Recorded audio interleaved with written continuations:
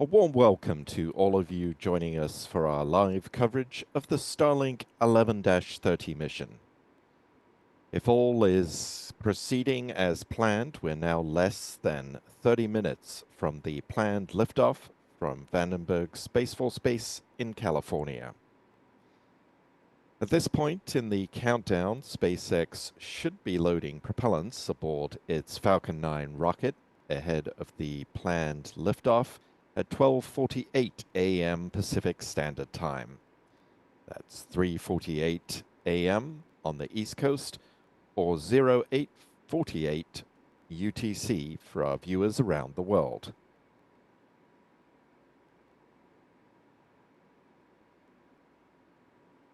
Nestled inside the Falcon 9's payload fairing are another 28 satellites for SpaceX's Starlink internet service. I'm Stephen Young, and I'll be providing our commentary for tonight's mission. We're broadcasting, as usual, from the Spaceflight Now News Bureau at NASA's Kennedy Space Center. Will Robinson-Smith is on vacation, but he will be back at the microphone for the next Falcon 9 flight in the coming week. Be sure to follow him and the rest of our team on social media.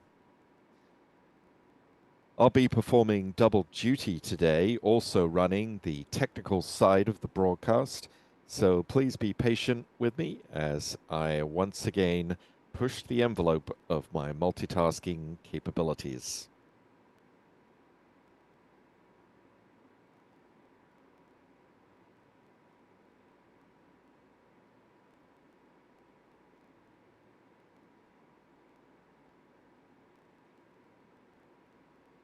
Before we take a look at what lies ahead during the countdown today, please help us out by hitting the like button, click subscribe, and the bell icon. That way you'll get notifications and you won't miss any of our launch coverage. Spaceflight Now is powered by our viewers and members.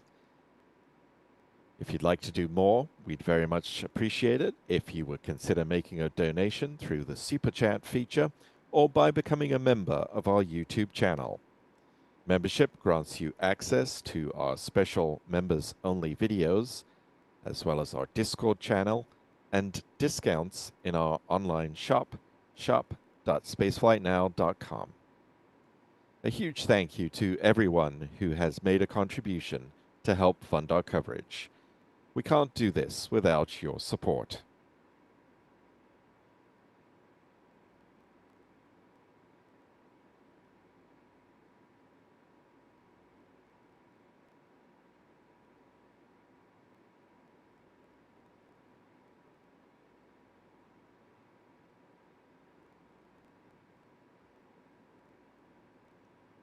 Let's take a look at the countdown timeline for today's Starlink mission.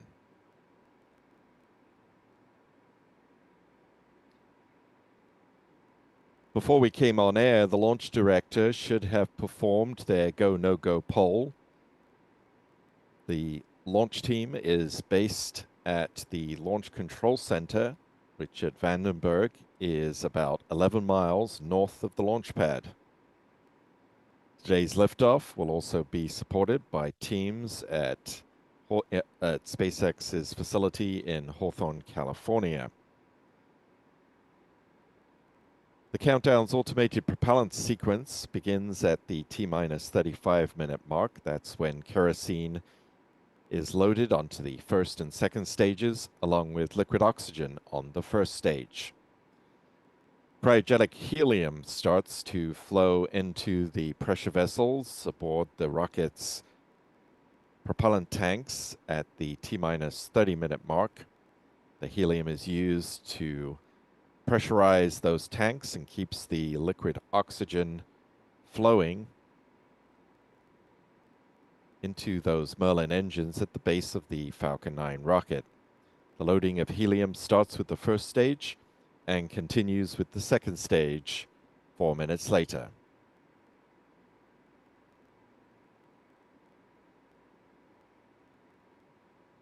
Loading of kerosene aboard the second stage, the smallest propellant tank on the rocket should wrap up around the T-minus 23-minute mark. Meanwhile, loading of kerosene into the much larger first stage fuel tank will continue. The next major event is the start of the strongback chilldown process. The strongback structure is the truss-like tower that sits alongside the rocket at the launch pad. In addition to supporting the vehicle, it provides a conduit for propellant lines, air conditioning, and power for both the rocket's second stage and the payload fairing. If we could see the launch pad at this time, the chill-down process would be visible in the form of the so-called big vent, a large cloud of vapor that is created as liquid oxygen is flowed through those pipes to cool them down before the next major milestone in the countdown, which is the start of liquid oxygen flowing into the second stage through those strongback lines.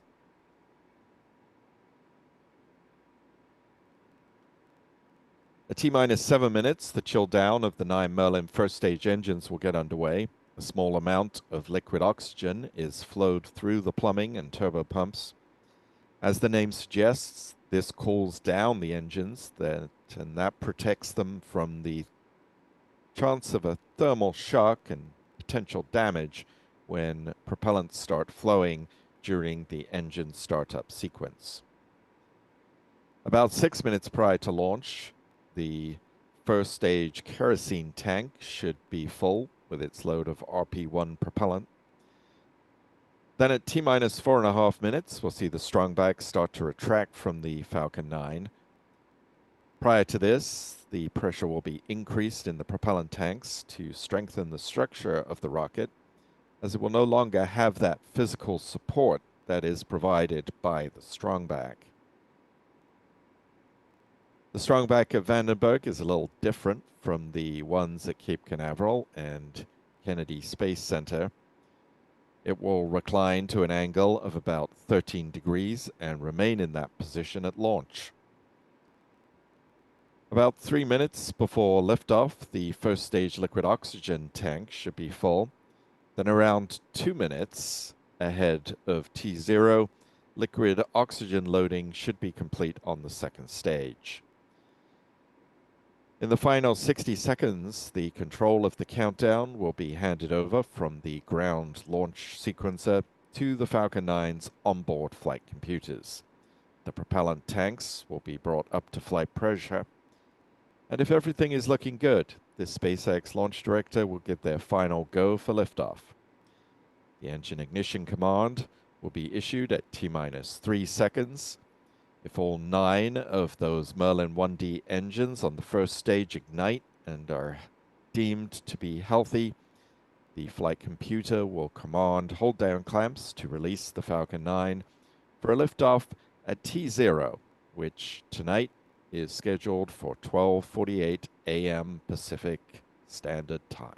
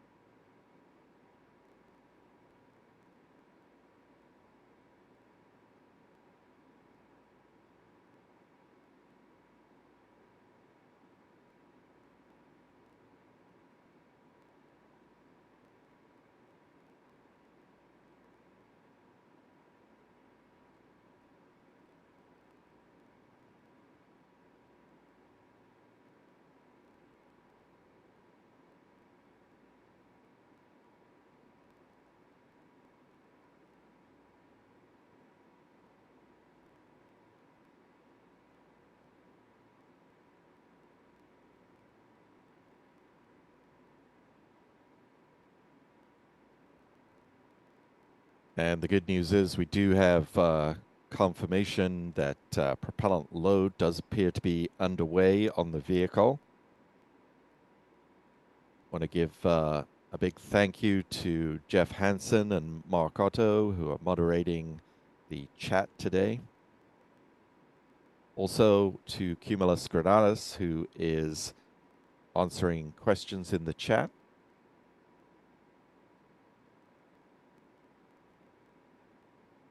We're coming up on the point in the countdown where the chill down of the strong back process is complete, and the loading of liquid oxygen onto the second stage will get underway in about 15 seconds from now.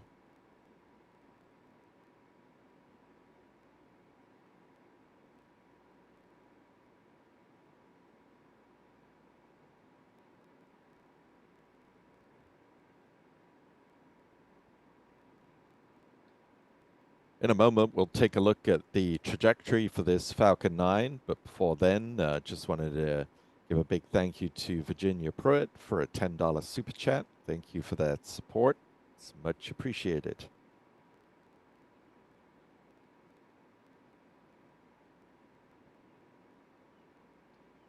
The Falcon 9 will lift off from the pad at Space Launch Complex 4 East tonight. This pad, which you see here in a satellite image, was first used in the 1960s to launch Atlas and then later Titan rockets for the US military. SpaceX took over the pad in 2011 and converted it for Falcon 9 launches.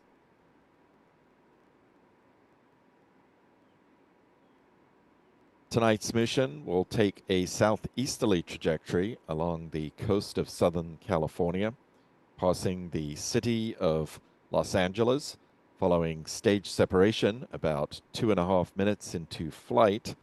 The first stage will continue downrange to land on SpaceX's West Coast drone ship, named, of course, I Still Love You. If all goes according to plan, the first stage booster will touch down about 8.5 minutes after lifting off.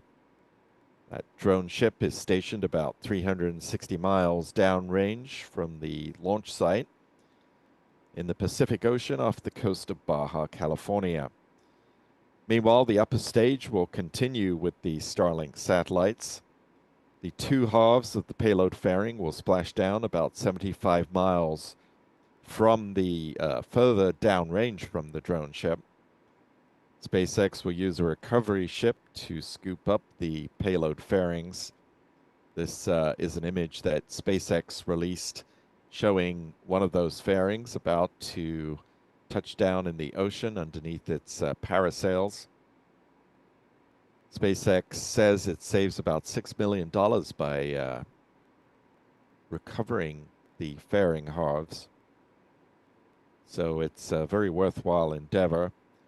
This is what the recovery process looks like when the payload fairing is hoisted out of the water by the recovery vessel. This image was actually from an East Coast launch.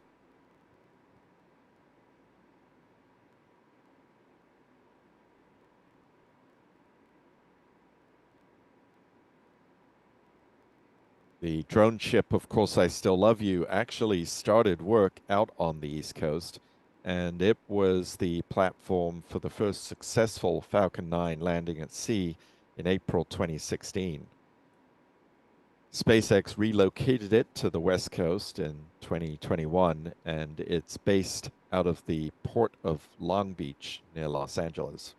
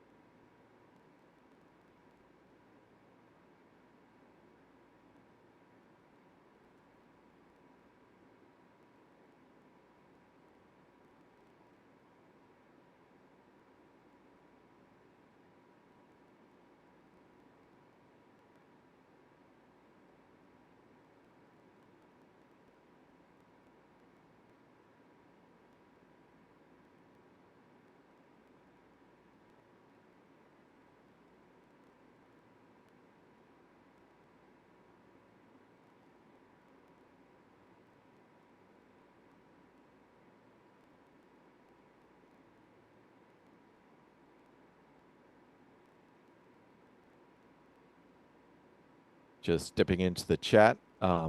Big thank you to Norman Ritzel for a $2 super chat, thanking us for doing a good job and asking for more telemetry. We'll try to bring you as much of that as possible during tonight's mission. We're limited to what SpaceX provides, but we'll do our best to pass all of that information on.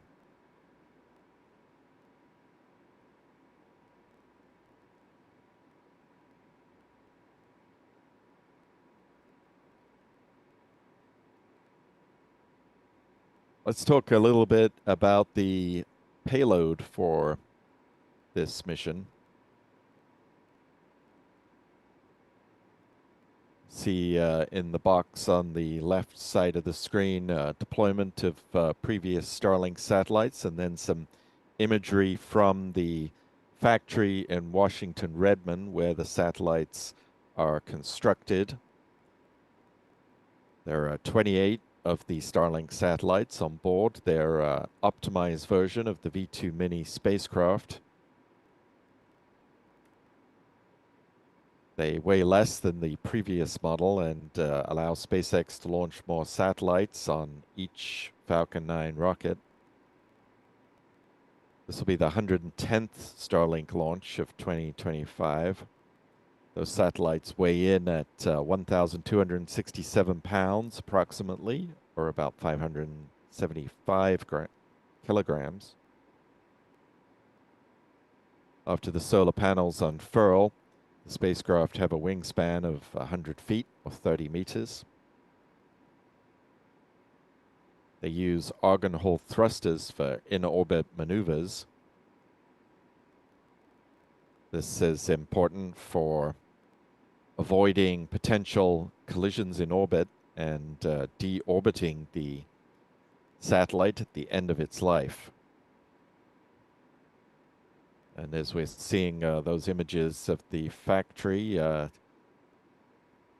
this facilities in Redmond, Washington. The satellites tonight will be deployed at an altitude of approximately 168 miles or 271 kilometers. You see here how those satellites are stacked and packed inside the fairing. And they'll be deposited into an orbit inclined at 53 degrees from the equator. Each of the Starlink satellites contains 3 lasers that operate at speeds of up to 200 gigabits per second. And these form a global internet mesh between the satellites. You can see here in this SpaceX artist impression how these laser interconnects join the satellites in relaying data from the users on the ground.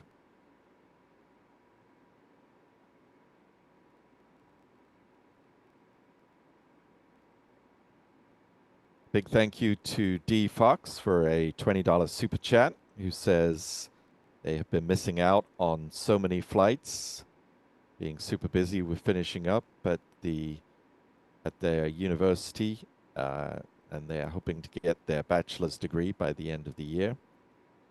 So best of luck with that. We appreciate the support.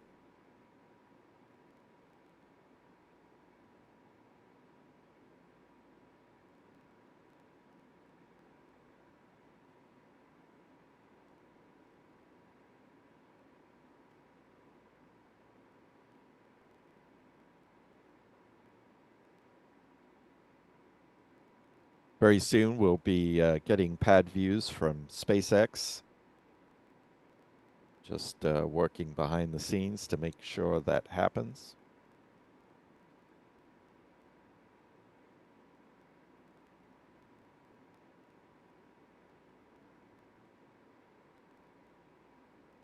Once again, liftoff tonight is scheduled for 12:48 a.m. Pacific Standard Time.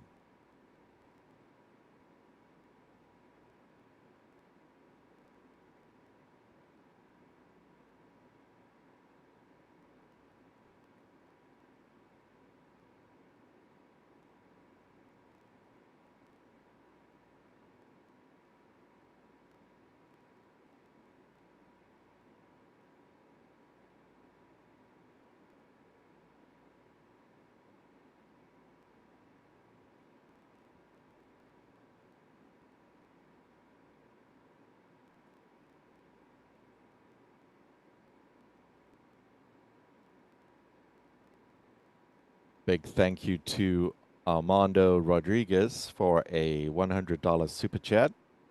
That's really amazing. Thank you. Much appreciated. Every donation we get gets plowed back into our coverage. So we really appreciate everything that our viewers and members do to support the channel. Coming up on the point at which SpaceX will be pressurizing the tanks ahead of strongback retract.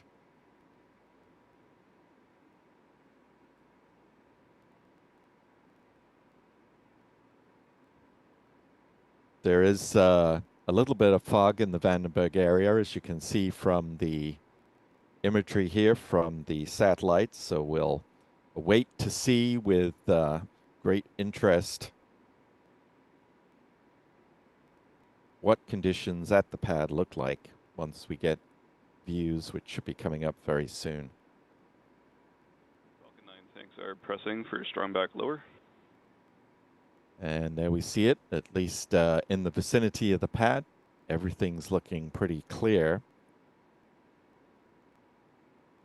If people are viewing from within the confines of Vandenberg, they may be suffering from that ground fog out there, but certainly very clear in the views of the pad cameras.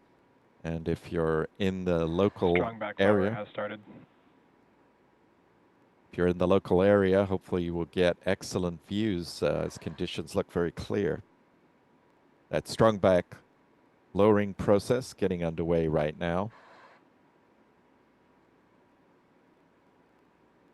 As I explained earlier, this process begins with the opening of those clamp arms on the Falcon 9 rocket. You can just make those out as the strong back starts to move.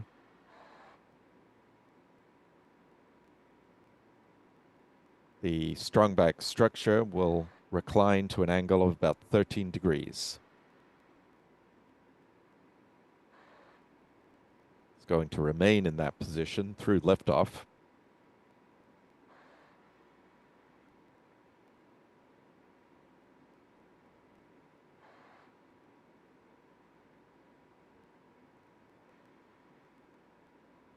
Less than 3.5 minutes to launch. Around this time, the rocket's autonomous destruct system will be armed, and liquid oxygen topping will be terminated very soon. Kerosene tank on the first stage should be completely full. So just the 2 oxygen tanks still filling. Stage 1 LOX load is complete. There we have confirmation that that tank on the first stage is now full with its load of liquid oxygen.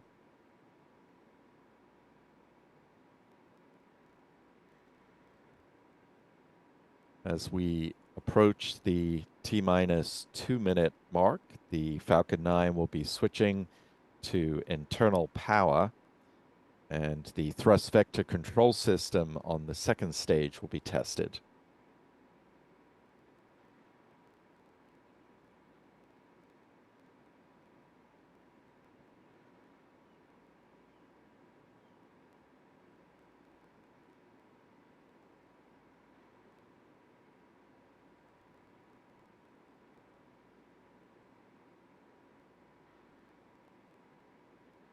Two minutes to launch.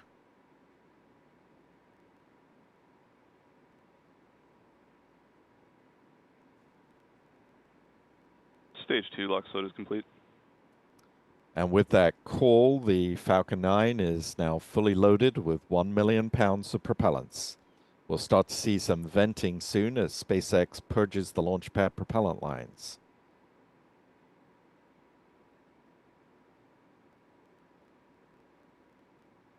Gas launch closeouts has started. Everything appears to be on track for liftoff at 12:48 a.m. Pacific time. Seeing those ground gas closeouts underway at the pad. In the final minute of the countdown, the Falcon 9's onboard computers will take control.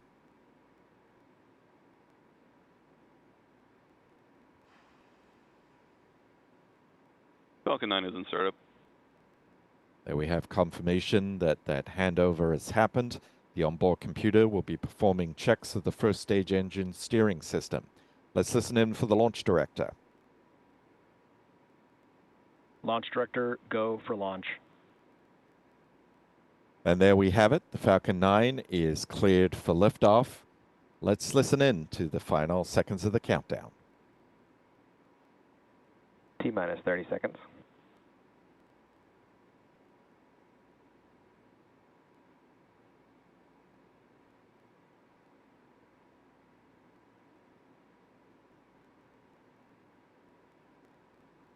T-minus 15 seconds. T-minus 10, 9, 8, 7, 6, 5, 4, 3, 2, 1. Ignition, engines full power, and liftoff. Go SpaceX, go Starlink. Vehicle is pitching downrange. M1D chamber pressure is nominal.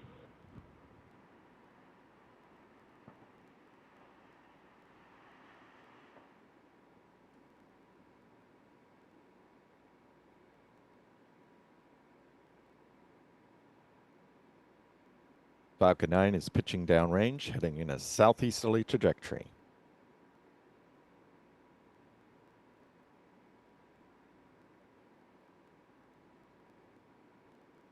These views coming from the onboard cameras. Power and telemetry nominal. Everything looking good as the throttle down sequence begins on the Falcon 9 Merlin is engines. supersonic.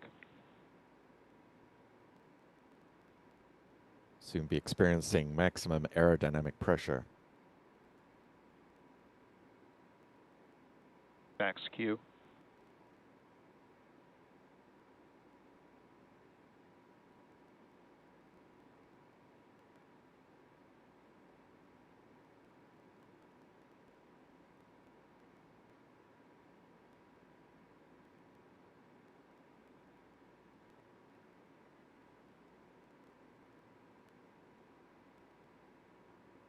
MVAC chill. Less than 1 minute left in the burn of the first stage. Those Merlin engines producing 1.7 million pounds of thrust. Chill down is underway on the second stage Merlin vacuum engine.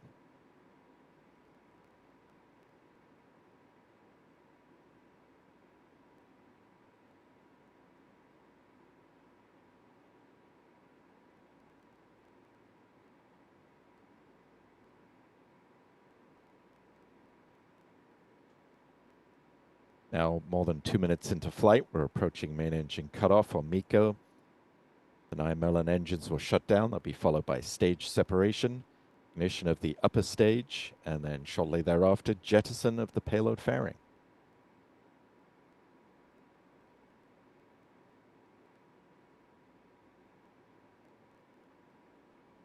Main engine cutoff.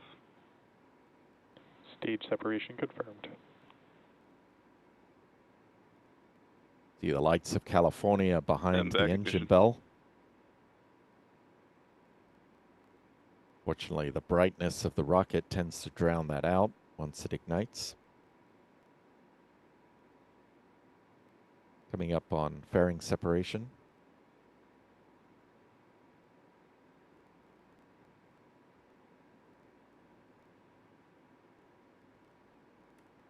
Fairing separation confirmed. And there goes the two halves of the fairing, and you can see those Starlink satellites stacked on top of each other.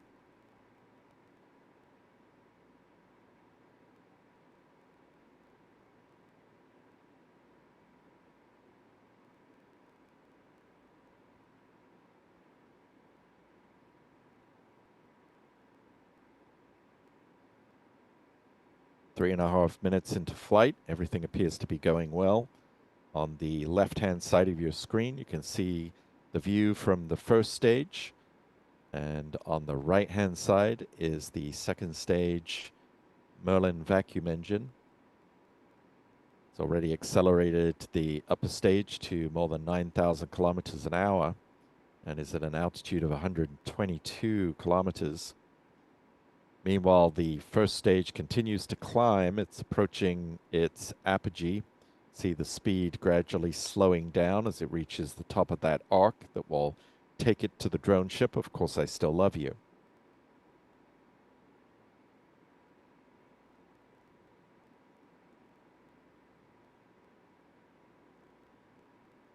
And it appears to now be beginning its descent, having reached a maximum altitude of 114 kilometers. That's above the Kármán line, which is considered to be the boundary of space. You can see that velocity in the gauge at the bottom of the screen on the left-hand side starting to increase as gravity takes hold of the Falcon 9 and starts bringing it back to Earth. A very important event coming up will be the first stage entry burn. That will occur, according to the SpaceX timeline, at around 6 minutes and 13 seconds. It's a 26-second burn, starting with the center engine and then with the addition of 2 of the outer engines. And it's crucial to prevent the Falcon 9 from burning up as it starts to encounter the thicker layers of the atmosphere as it falls back to Earth.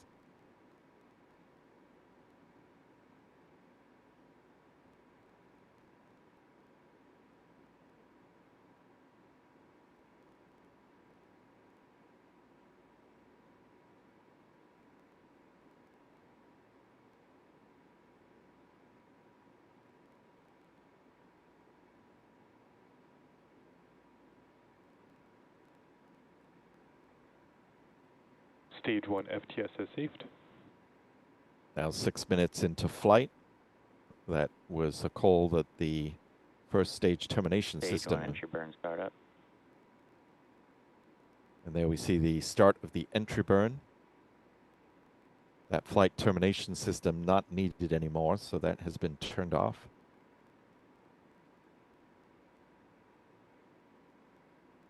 You can see in the graphic on the bottom left that the 3 engines are burning. This will slow the speed of the Falcon 9 dramatically. Stage 1 entry burn shutdown. That burn, which lasted about 26 seconds, now complete. You can see that the speed is now dropping. The booster falling through about 25 kilometers in altitude.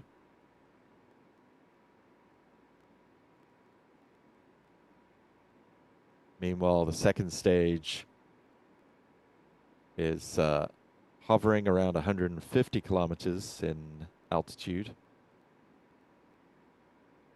as it approaches 19,000 kilometers per hour. Stage 2 FTS is saved. That flight termination transonic. Flight termination system on the second stage is turned off. We're approaching the landing burn as the first stage slows to below the speed of sound.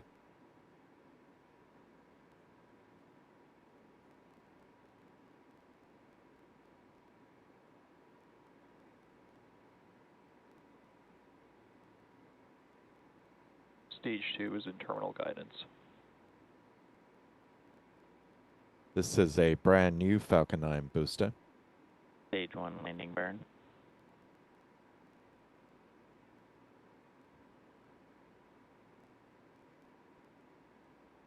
Passing through a cloud deck. There's the drone ship. Stage 1 landing leg deploy.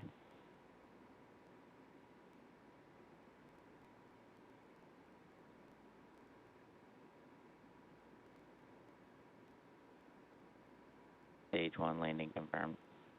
And touchdown of booster 1100.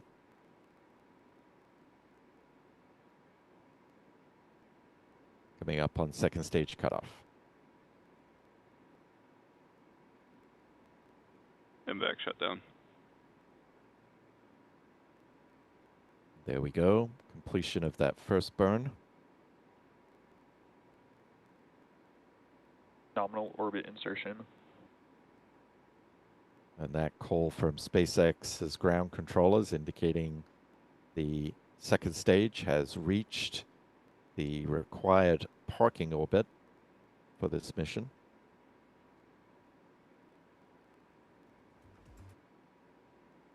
The Falcon 9 will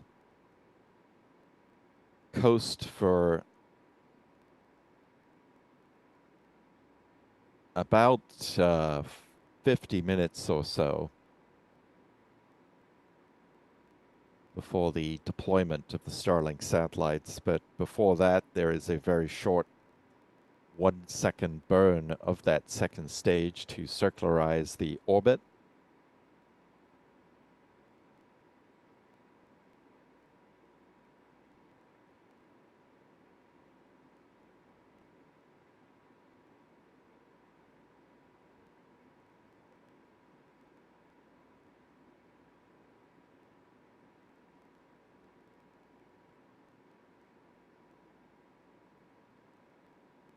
So with everything looking good on this mission, we'll next take a look at the mission stats.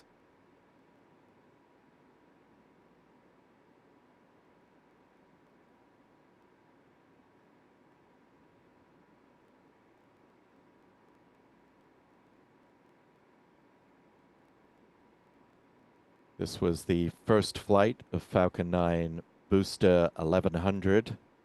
It's going to be difficult to get used to not starting the booster serial number with 10 something, but SpaceX has added 8 new boosters to its fleet this year. It's also continuing to fly its older boosters.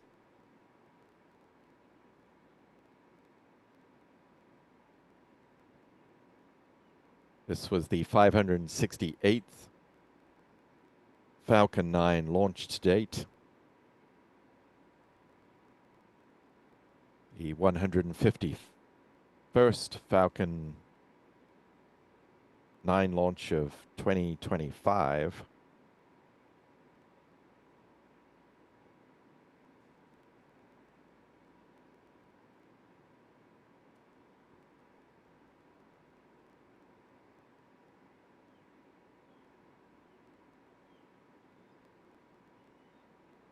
It was the 169th SpaceX orbital launch in the last 365 days.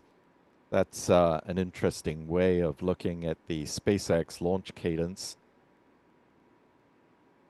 Just looking at the calendar year doesn't often give you a true sense of how the flight rate is picking up. SpaceX did reach 170 flights in 365 days earlier this month. So it's hovering around that point, standing ground as it were. But it had set the target of 170 missions during the calendar year 2025. So currently achieving that rate necessary to meet that goal. If not in the calendar year, they have at least done that in the 365-day period earlier this month.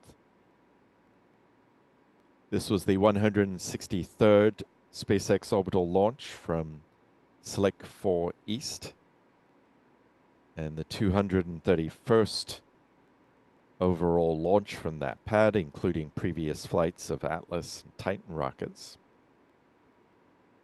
Here's a look at the bar chart showing the number of launches per year since the Falcon 9 was introduced in 2010.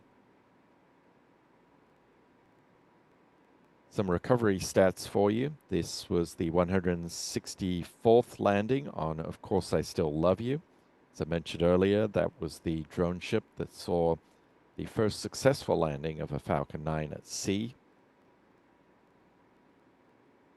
It was the 441st SpaceX drone ship landing, the 539th Falcon 9 booster landing at sea or on land.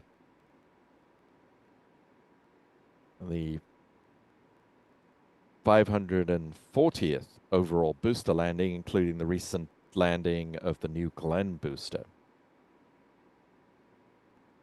Taking a look at our space industry stats. This was the 58th launch from California this year. The 160th launch from U.S. soil in 2025. And the 175th orbital launch from a U.S. rocket company. 276th global launch. And out of that, we've seen 6 orbital launch mishaps.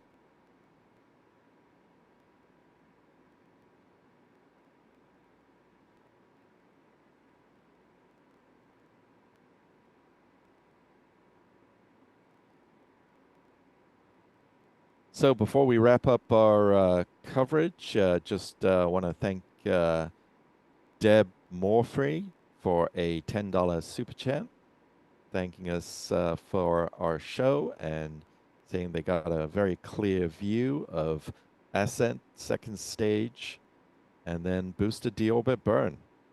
So that's wonderful. Glad you got to see pretty much the entire sequence of events tonight. It's good that the weather was cooperating and there were clear views, it sounds like, up and down the coast.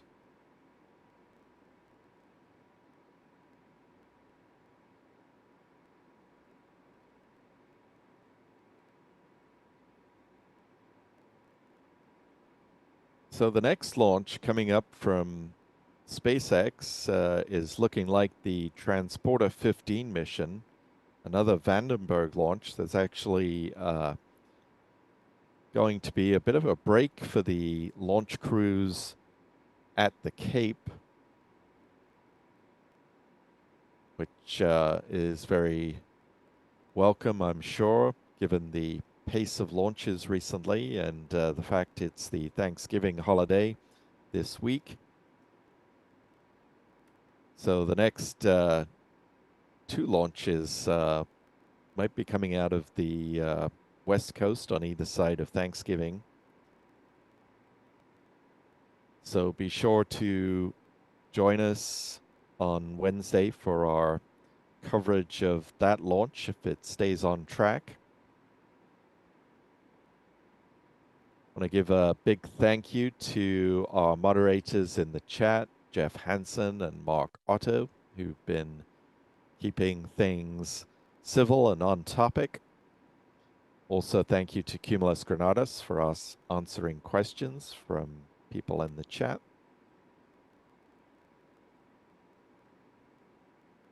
So with that, I'll wish you a very good night, good morning, and we will see you on the next one. Goodbye.